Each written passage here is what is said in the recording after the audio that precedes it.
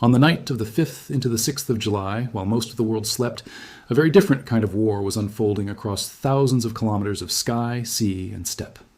Ukraine's unmanned systems forces, the branch of the country's military built entirely around drone warfare, launched one of its largest coordinated strikes since the branch was created. 47 targets. That is the number the commander of the force, Robert Brovdy, known widely by his call sign Magyar, gave when he described the operation the following morning. 47 separate points on the map, spread across occupied Crimea, the Sea of Azov, and deep inside Russian territory itself, where drones, some small and cheap, some long-range and sophisticated, found their marks in the space of a single night. To understand why this particular strike matters, and why military analysts and journalists across the world picked it up within hours, you have to understand what kind of war this has become. This is no longer simply a story of trenches and artillery duels along a static front line, although that grinding, attritional fighting continues day after day. This is increasingly a war fought in depth, a war where Ukraine, unable to match Russia's raw industrial output of shells and manpower, has poured its energy and its ingenuity into an asymmetric answer. Swarms of unmanned aircraft that can strike hundreds and now thousands of kilometers behind the front, striking the refineries, the depots, the radars, and the missile systems that keep the Russian war machine running. The two fuel tankers are perhaps the easiest part of this story to picture, and also one of the most economically significant. According to Brovdy's own account, the vessels belong to what has come to be called Russia's Shadow Fleet, a loose armada of tankers, many of uncertain ownership and flying flags of convenience, that Moscow has relied on since Western sanctions began squeezing its ability to move oil and fuel through conventional, insured, above-board shipping channels. These two ships were reportedly of the Project 15781 type, sometimes referred to by the class name Kairos, and they were said to be moving gasoline from the area around Taganrog, a Russian port city on the northern shore of the Sea of Azov, across the water to occupied Crimea. Each tanker was said to be carrying something in the order of 7,000 metric tons of fuel. If you find that number hard to picture, the commander offered a comparison that makes it concrete. Each tanker held roughly the equivalent of 200 railway tank cars. Two ships then, carrying what would otherwise take 400 rail cars to move. Why does this matter so much? Crimea, since its annexation in 2014, has functioned as a kind of unsinkable aircraft carrier for Russian operations in the south of Ukraine. It hosts air bases, naval facilities, air defense networks, and logistics hubs that support operations in Kherson, Zaporizhzhia, and along the wider southern front. But Crimea is a peninsula connected to the Russian mainland by a limited number of routes. The Kerch Bridge, which has itself been struck multiple times over the course of the war, ferries across the Kerch Strait, and a land corridor running through occupied southern Ukraine. Fuel, in particular, has to get to Crimea somehow, whether to supply military vehicles, aircraft, or the civilian population that Russian authorities are also responsible for keeping stable. When Ukraine sinks or damages a Shadow Fleet tanker carrying 7,000 tons of gasoline, it isn't just destroying a ship. It is removing a meaningful slice of the fuel that would otherwise have kept tanks moving, jets flying, and generators running on a peninsula that Russia has invested enormously in holding on to, both militarily and symbolically. There is also a broader financial and reputational dimension to targeting the Shadow Fleet specifically. These ships exist because of sanctions. Their entire purpose is to let Russian oil and fuel move around the world, and specifically around occupied Ukrainian territory, while evading the insurance requirements, flag registrations, and inspection regimes that would normally apply. Every time one of these vessels is damaged or sunk, it raises the cost and the risk of using this workaround network. Insurers become warier. Crews become harder to recruit. The entire Shadow Fleet model depends on the assumption that these ships can move quietly and relatively safely through waters like the Sea of Azov, the Black Sea, and beyond. A strike like this chips away at that assumption, ship by ship. Alongside the tankers, Ukrainian forces reported setting fire to an oil storage facility in Kerch itself, the city on the eastern tip of Crimea nearest the strait and the bridge. Kerch has been struck before, repeatedly, precisely because of its role as a logistics choke point. An oil depot there is not just fuel for civilian use, it's the kind of facility that feeds the wider distribution network across the peninsula, the reserve that gets drawn down when tankers are delayed, intercepted, or destroyed. Hitting the depot and the tankers on the same night is not a coincidence in strategic terms. It's an attempt to squeeze the fuel supply from multiple directions at once, making it harder for Russian logistics planners to simply reroute around a single lost shipment. Then, there is the part of the operation that will matter most to military analysts specifically, even if it doesn't grab headlines the way burning tankers do: the destruction of two S-400 Triumf air defense launchers. The S-400 is one of Russia's most capable long-range surface-to-air missile systems, a system NATO planners have spent years studying and respecting. It is designed to track and destroy aircraft, cruise missiles, and to a lesser extent ballistic missiles at ranges that can stretch beyond 100 kilometers depending on the missile variant in use. But the S-400 is not only a defensive weapon. According to the account given by the Ukrainian commander, these particular launchers were being used offensively to fire ballistic missiles at targets inside Ukraine, part of a technique where the launch platforms and radar guidance systems associated with strategic air defense complexes are repurposed to strike ground targets. One of the two destroyed launchers was reportedly caught out in the open, in a firing position in Russia's Bryansk region, a part of Russia bordering Ukraine and Belarus that has increasingly become a staging ground for strikes across the border. The other launcher was said to have been hit while under cover, inside a shelter or hideout in occupied Crimea. Losing even one S-400 launcher is a meaningful blow.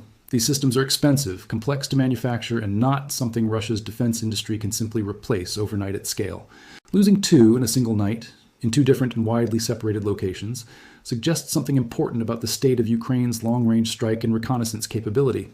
It suggests that Ukrainian intelligence, whether through satellite imagery, human sources, signals intelligence, or a combination of all three, is now able to locate high-value, well-defended Russian military assets deep behind the front line with enough precision and enough speed to strike them before they relocate.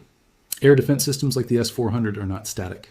They are mobile. They redeploy frequently precisely to avoid this kind of targeting, and hitting two of them in one night implies a maturing targeting cycle on the Ukrainian side, one that moves from detection to strike fast enough to catch a moving, defended target. This single night's tally fits into a much larger picture that Ukraine's unmanned systems forces have been documenting publicly for months. According to figures released by the force just prior to this operation, Ukrainian drone units struck 194 separate elements of Russia's integrated air defense network since the beginning of 2026 alone, including 31 in the month of June specifically. Since the branch was formally established as a distinct arm of Ukraine's military in the middle of 2025, the cumulative total of Russian air defense assets struck reportedly reached 276. Break that number down and it becomes even more striking. 169 surface-to-air missile systems and self-propelled anti-aircraft guns, 76 radar stations, and 31 electronic warfare systems, plus hundreds more mobile radar systems and thousands of mobile electronic warfare systems that support local defense of individual sites rather than the national air defense grid. This is not a story about one lucky night. It's a story about a sustained campaign, waged week after week, aimed specifically at degrading the sensors and shooters that protect Russian territory and Russian-occupied territory from further Ukrainian strikes. That context matters enormously when you try to understand why a single Nebo-U radar system destroyed near Kerch on this particular night deserves mention at all. The Nebo-U is a long-range, over-the-horizon, capable early warning and surveillance radar, part of the sensor network that feeds targeting and tracking data to Russian air defense units and to the broader air picture Russian commanders rely on to detect incoming threats, including the very drones carrying out these strikes. Destroying a radar like this is, in a sense, removing one of the eyes of the system. Every radar taken offline creates a gap, a blind spot in the layered shield of sensors and shooters that Russia has built to protect its rear areas, its logistics, and its own strike aircraft and missile forces. And every gap makes the next wave of strikes, whether against tankers, refineries, or another air defense site, a little easier to execute and a little less costly for Ukraine's drone operators. It's worth pausing here to talk about how these strikes are actually carried out, because the technology itself is part of the analytical story.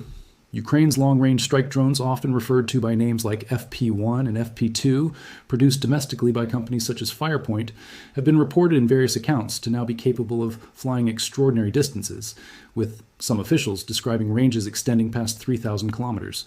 On this same night, separate from the strikes on Crimea and the Sea of Azov tankers, Ukraine's general staff confirmed a strike on Russia's Omsk oil refinery, a facility located deep in Siberia, close to the Kazakh border, roughly 2,700 kilometers from Ukrainian-held territory. Omsk is described as Russia's largest refinery, with an annual processing capacity in the range of 22 million tons, nearly double that of some of Moscow's own major refining facilities, and notably one of the very few Russian refineries capable of producing the catalysts needed for secondary oil processing, the kind of specialized refining that produces higher-value fuel products. A strike that far from the front line, on a facility that specialized, represents one of the longest-range strikes of the entire war, and signals that Ukraine's reach into Russian territory is no longer confined to border regions or even to the western half of the country. It now extends, at least occasionally and at significant technical cost, into Siberia itself.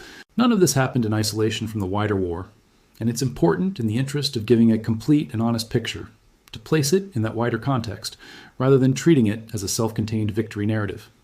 The same night that Ukrainian drones were striking tankers, air defense launchers, radars, and refineries, Russia was carrying out a large-scale attack of its own against Ukraine, part of what Ukrainian officials described as one of the most intense bombardments in recent memory. Reports from the Ukrainian side indicated that air defenses intercepted 174 of 189 Russian drones overnight, but that 4 of 7 Iskander-M ballistic missiles fired at Ukrainian targets managed to penetrate air defenses and strike various locations. Kyiv, the capital, was reported to have suffered particularly heavy damage and casualties in this same wave of attacks. This is the brutal symmetry of the war as it stands in the middle of 2026. Both sides striking deep into the other's territory on the same night, both sides claiming significant damage to military and infrastructure targets, and both sides, inevitably, describing their own strikes in the most favorable terms possible, while the other side's claims remain difficult for outside observers to verify independently. That last point deserves real emphasis, because it is central to how any of this information should be understood and communicated. The figures described here, the 47 targets, the 2 tankers, the 2 S-400 launchers, the Nebo-U radar, the burning oil depot in Kerch, all of it comes from a statement issued by the commander of Ukraine's unmanned systems forces. It has not been independently verified by neutral observers, by satellite imagery analysts working outside of either government, or by international monitoring bodies. This does not mean the claims are false. Ukraine's unmanned systems forces have built, over the past year, a track record of releasing detailed after-action figures, often accompanied by drone footage, and many previous claims from the same command have subsequently been corroborated by open-source intelligence analysts studying satellite imagery, geolocated social media footage, and Russian regional officials' own statements about damage in their areas. In this specific case, for instance, Russian-installed authorities in Crimea themselves acknowledged a blackout in Sevastopol, the peninsula's largest city, and confirmed a fatality from a strike on the port of Kerch, an acknowledgement from the Russian side that lends some independent weight to at least part of the Ukrainian account. Similarly, the governor of the Omsk region in Russia publicly confirmed that Ukrainian drones had struck the refinery there, even while emphasizing that Russian air defenses destroyed most of the incoming drones. So while the full, precise figure of 47 targets in a single night cannot be checked line by line, elements of the broader claim are echoed, in part by sources on the Russian side itself, which is a meaningful, if partial, form of corroboration. There's another layer of context that helps explain the timing and the intensity of this particular strike. Just days prior, Ukrainian President Volodymyr Zelensky posted publicly that he had ordered what he described as a 40-day influence operation, a phrase widely understood by analysts to signal an intensification of long-range strikes aimed at pressuring Russia, particularly its economy and its military infrastructure, in an effort to push Moscow toward meaningful negotiations to end the war. This announcement came against the backdrop of a broader diplomatic picture in which American-led peace efforts pursued over the preceding year had so far failed to produce any breakthrough. If you view the July 6th strike through that lens, it looks less like an isolated tactical operation and more like one data point in a sustained, deliberately escalating campaign, one designed to demonstrate to Moscow, and arguably to audiences in Washington and European capitals as well, that Ukraine retains the capability and the will to inflict real, continuing costs on Russian military and economic infrastructure, even as diplomatic channels remain stalled.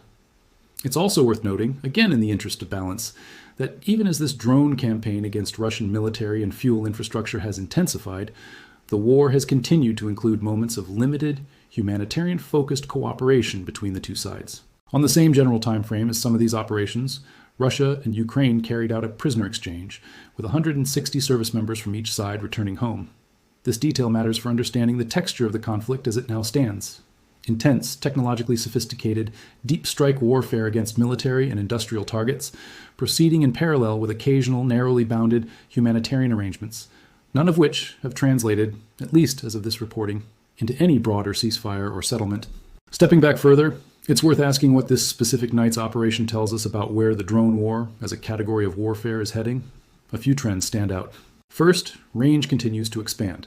Strikes reaching Omsk, nearly 2,700 kilometers from Ukrainian territory, would have seemed almost unthinkable in the earlier years of the full-scale invasion, when Ukrainian long-range strike capability was limited to a handful of adapted aircraft and early, less reliable drone designs. Today, domestically produced systems like the FP-1 and FP-2 are being described by their own designers as capable of ranges up to 3,400 kilometers, which places nearly the entirety of European Russia within theoretical reach. Second, the targeting has become increasingly systematic rather than opportunistic. Rather than a scattershot approach hitting whatever happens to be visible, the pattern that emerges from the Unmanned Systems Force's own public reporting is one of deliberate, layered campaigns against specific categories of target. Air defense systems, first, to open gaps in Russia's protective umbrella, then fuel and logistics infrastructure, which both weakens the immediate war effort and squeezes the broader Russian economy's ability to fund and sustain the war, and periodically, spectacular deep strikes against refineries and other high-value industrial sites intended to demonstrate reach and to impose costs that Russian air defense cannot fully prevent, even when the majority of individual drones in any given wave are shot down. It is telling that Russian officials themselves regularly report the number of drones intercepted, sometimes citing very high figures, like the claim that 519 drones were intercepted overnight around this same period, or those numbers reported by regional governors in Yaroslavl and Leningrad claiming dozens of drones downed in their respective areas. These claims of high interception rates are not necessarily inconsistent with the Ukrainian claims of successful strikes. In fact, both can be true simultaneously. A campaign that sends dozens or hundreds of drones toward a target set, expecting that air defenses will shoot down the majority, while a smaller number get through to cause real damage, is a recognized and deliberate tactic in modern drone warfare, sometimes called saturation or attrition targeting. The fact that a facility as heavily defended as the Omsk refinery deep inside Russia, and presumably ringed by significant air defense assets, was still successfully struck despite Russian claims of destroying most of the attacking drones, illustrates exactly how this tactic is meant to work, overwhelming the defense with numbers that even a small percentage of successful hits produces meaningful damage. Third, and this is perhaps the most consequential trend for the war's overall trajectory, the strikes increasingly target the economic underpinnings of Russia's war effort, rather than purely battlefield assets. Oil refineries, fuel depots, and tanker shipments are not battlefield weapons in the traditional sense. They are the economic circulatory system that keeps the Russian military supplied and that generates the export revenue funding the broader war economy. By late spring and into the summer of 2026, Ukrainian strikes had reportedly reached refineries and locations as geographically dispersed as Yaroslavl, not far from Moscow, Ust-Luga on the Baltic coast, Kaluga, and now Omsk in Siberia, in addition to the more frequently targeted facilities closer to the front line and in occupied Crimea. This dispersion suggests Ukraine is deliberately targeting the entire geographic breadth of Russia's refining capacity, not concentrating solely on facilities near the border where interception is theoretically easier for Russian air defenses. For anyone trying to assess what all of this means for the broader trajectory of the war, a few honest caveats are worth keeping firmly in mind. First, military claims from any active combatant in any war should be treated with appropriate skepticism until corroborated by independent sources, whether that is satellite imagery, third-party monitoring organizations, or acknowledgments from the opposing side. This report has tried to flag, wherever possible, which elements of the Ukrainian account have received some form of independent or opposing side corroboration, such as the Russian side acknowledgement of the Sevastopol blackout, the Kerch casualty, and the Omsk refinery strike, and which elements, such as the precise count of 47 targets or the specific tonnage carried by the tankers, remain sourced solely to the Ukrainian military's own statement. Second, it's worth being cautious about drawing overly sweeping conclusions about the war's overall momentum from any single night's operations, however impressive the tally. Wars of this scale and duration are rarely decided by any single strike, however successful. The broader question of whether this kind of deep strike infrastructure-focused campaign will meaningfully alter Russia's capacity or willingness to continue the war, or whether it will simply become one more grinding front in an already grinding conflict, remains genuinely open, and reasonable analysts disagree on how much strategic weight to place on this style of warfare compared to the more traditional and still ongoing battles for territory along the main front lines in the east and south of Ukraine. Third, and this is a point worth making clearly for anyone consuming war reporting, from either side of this conflict, there is an inherent information war running in parallel with the physical one. Statements from military commanders on either side serve purposes beyond simple public information. They are tools of morale building for domestic audiences, tools of deterrence and psychological pressure aimed at the adversary, and tools of diplomatic signaling aimed at allies and international observers whose continued material and political support both Ukraine and Russia depend on to different degrees. None of this means the claims are necessarily fabricated. It does mean that responsible analysis treats them as claims, contextualizes them against whatever independent evidence exists, and resists the temptation to present any single day's battlefield report as a definitive verdict on the war's ultimate direction. What can be said with reasonable confidence, drawing together the various threads of this story, is the following. Ukraine's drone warfare capability, in terms of both the sophistication of its long-range strike platforms and the apparent maturity of its intelligence and targeting cycle, has grown substantially over the course of 2026, to the point where it is now conducting strikes against heavily defended high-value Russian military assets, including advanced air defense systems, at ranges and with a frequency that would have been difficult to imagine in the earlier years of the war. This capability is being deployed as part of a broader, apparently deliberate strategy that targets Russia's air defense network, its fuel logistics supporting occupied Crimea specifically, and its wider refining and energy infrastructure across the breadth of the country, timed to coincide with a publicly announced intensification of pressure tied to stalled diplomatic efforts to end the war. At the same time, Russia continues to demonstrate its own significant capacity to strike Ukrainian territory, including the capital, with combinations of drones and ballistic missiles, inflicting real casualties and damage even as its own air defenses claim high interception rates against the wave of Ukrainian drones sent its way. The war, in other words, remains a contest fought simultaneously in the trenches, in the skies over both countries' rear areas, and in the parallel battle for narrative control over how each side's successes and failures are perceived by domestic populations, by the opposing side, and by the international community whose support, patience, and diplomatic engagement continue to shape how and when this conflict might eventually draw to a close. It's useful, too, to place this single night's operation against the longer arc of how drone warfare has evolved since the start of the full-scale invasion. In the earliest phase of the war, Ukrainian long-range strikes deep into Russia were rare, improvised, and often carried out with modified Soviet-era reconnaissance drones never designed for offensive strike missions at all. Over time, that changed. Domestic manufacturers began producing purpose-built strike drones, first with ranges measured in the hundreds of kilometers, then gradually extending further as engineering matured and as Ukraine's defense industry, operating under wartime pressure and with substantial state backing, iterated quickly on designs. The emergence of platforms capable of reaching 2, and now reportedly more than 3,000 kilometers, represents not just an incremental improvement, but something closer to a qualitative shift in what a country without a traditional strategic bomber fleet or long-range missile arsenal can achieve using comparatively inexpensive, mass-producible unmanned systems. This matters enormously for how future conflicts, not just this one, may be fought. Militaries around the world are watching this campaign closely because it offers a real-world demonstration of how a determined, resource-constrained actor can build meaningful strategic reach without the traditional, extraordinarily expensive tools of great power air forces. There is also an important economic dimension that deserves more attention than it often receives in day-to-day reporting on individual strikes. Russia's war economy depends heavily on energy exports and on the domestic refining capacity that turns crude oil into the fuel products that power everything from military vehicles to civilian transport to the broader industrial base that keeps war production running. Western sanctions, imposed progressively since 2022 and tightened at various points since, have already forced significant adaptation in how Russia moves and sells its oil, hence the emergence of the Shadow Fleet in the first place. A sustained campaign against refineries, storage depots, and the tankers moving fuel to occupied territory adds a military dimension directly on top of that sanctions pressure. Each refinery strike, even when only partially successful, tends to force temporary shutdowns, costly repairs, and in some cases permanent damage to specialized equipment, like the catalytic crackers mentioned in connection with the Omsk facility, that can take months or longer to replace given supply chain constraints imposed by sanctions on advanced industrial components. The cumulative effect, over dozens of such strikes across a calendar year, is a form of economic warfare that operates in parallel with, and arguably reinforces, the financial sanctions regime imposed by Western governments. It's also worth considering how this campaign is likely to shape Russian military planning and resource allocation going forward. Every S-400 launcher destroyed, every radar taken offline, every refinery damaged forces a response. Air defense units must be dispersed more widely and relocated more frequently to avoid being caught in fixed positions.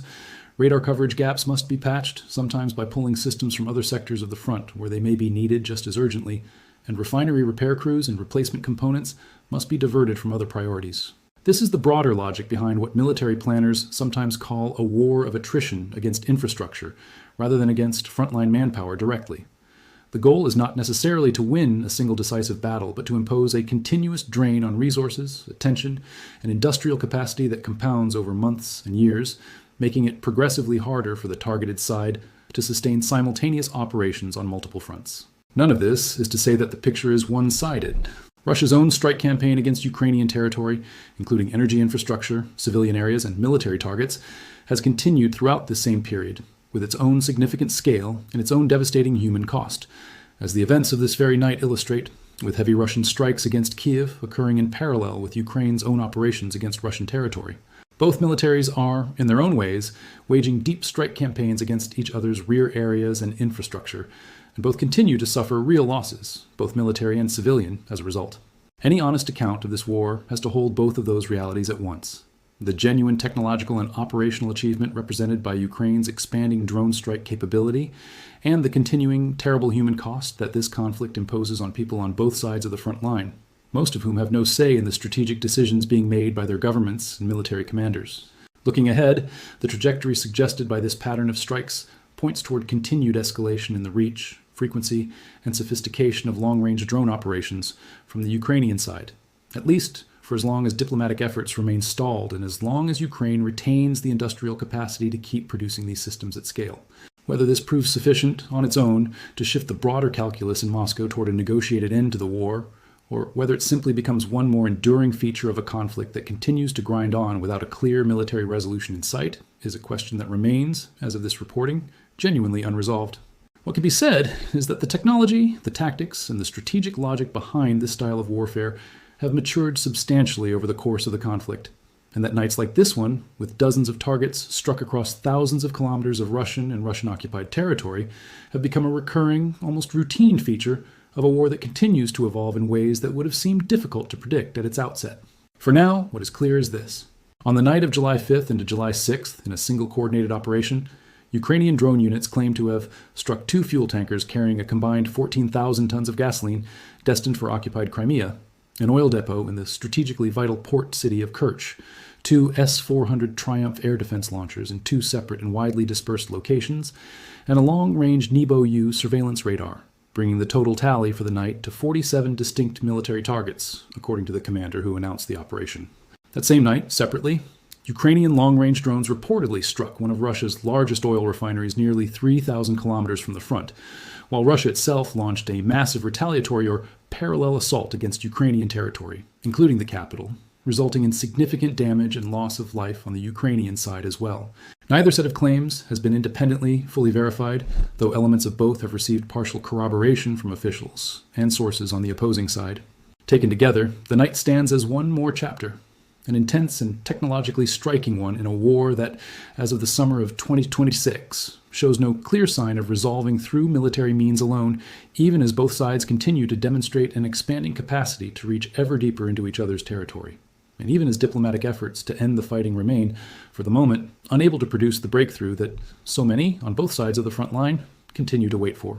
Whatever comes next, whether renewed diplomatic momentum, further escalation, or simply more nights like this one repeating in a grinding familiar rhythm, the events of July 6th stand as a clear marker of how far this style of warfare has come, and of how much further it may still have to go before this war finally reaches its end.